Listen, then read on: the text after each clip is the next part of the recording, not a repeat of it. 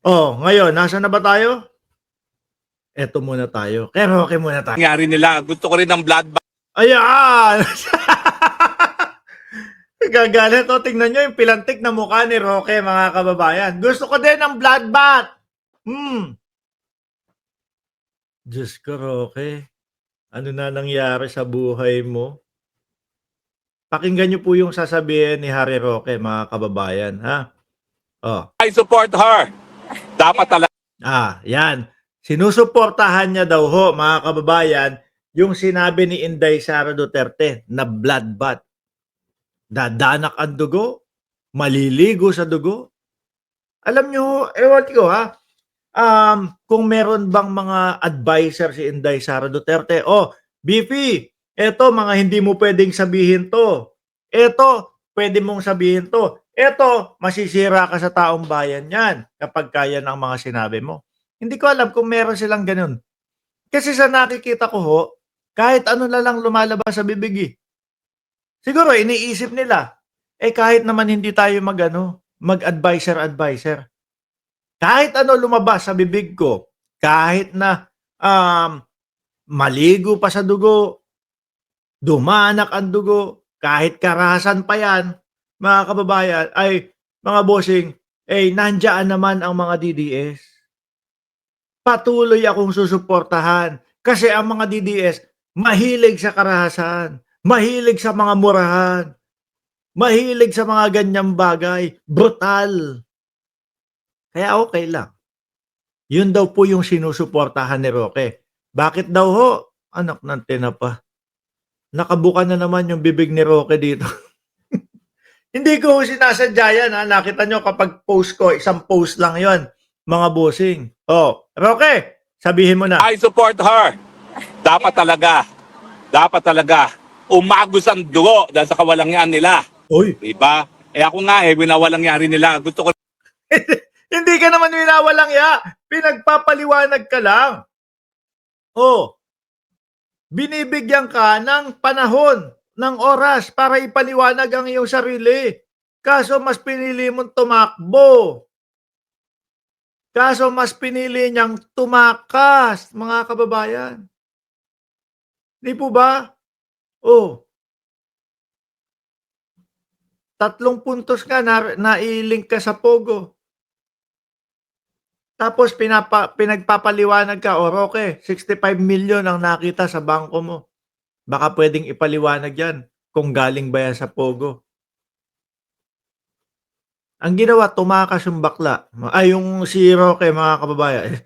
Hindi, kasi naalala ko si Pebbles, mga bossing kapag pag si Roque yung sabi ni Pebbles, akla daw Tumakas. Di ba? Pinagmamalaki nila, attorney ako, lawyer ako. Mambabatas ako. Di ba dapat mas matapang sila at mas mayabang na harapin.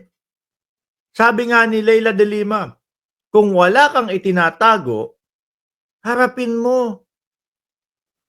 Harapin mo itong mga kinaso sa'yo. Hindi ho. Natakot.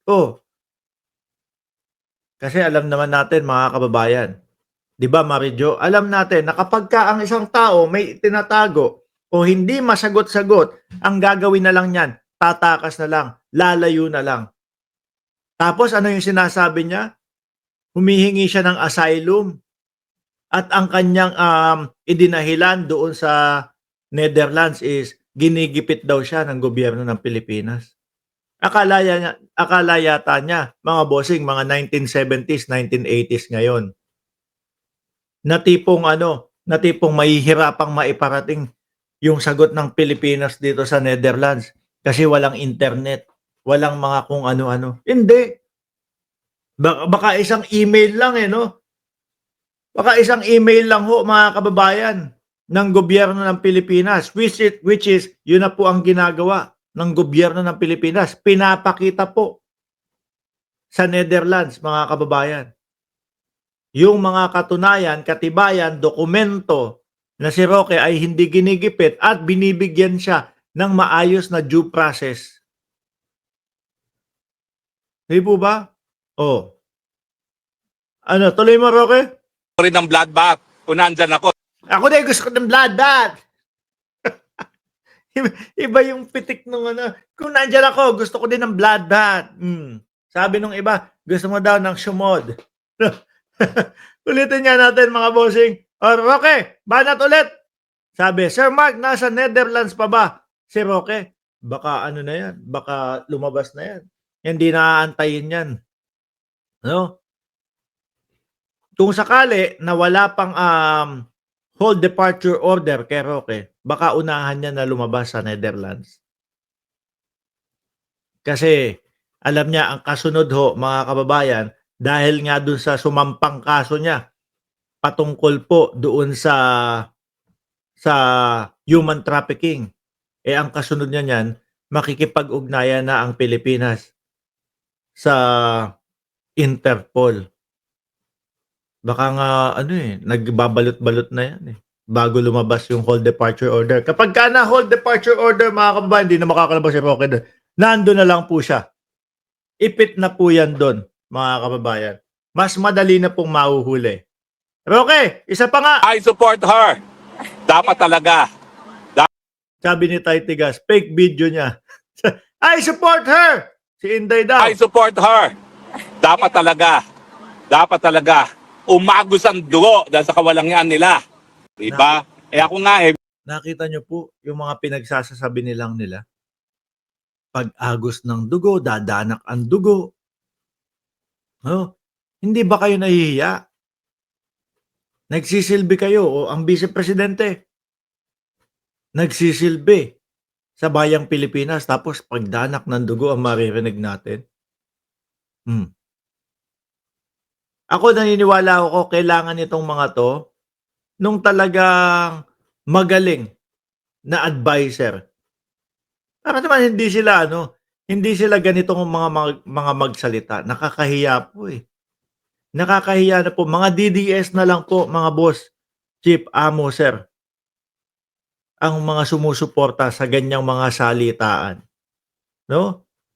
Hindi na po, yung tipo bang wala nang kadise-disente.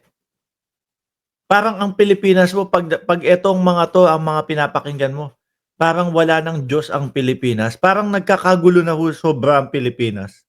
Pag etong mga to ang nagsasalita. Lalo na pag narinig mo ang Vice Presidente, di ba?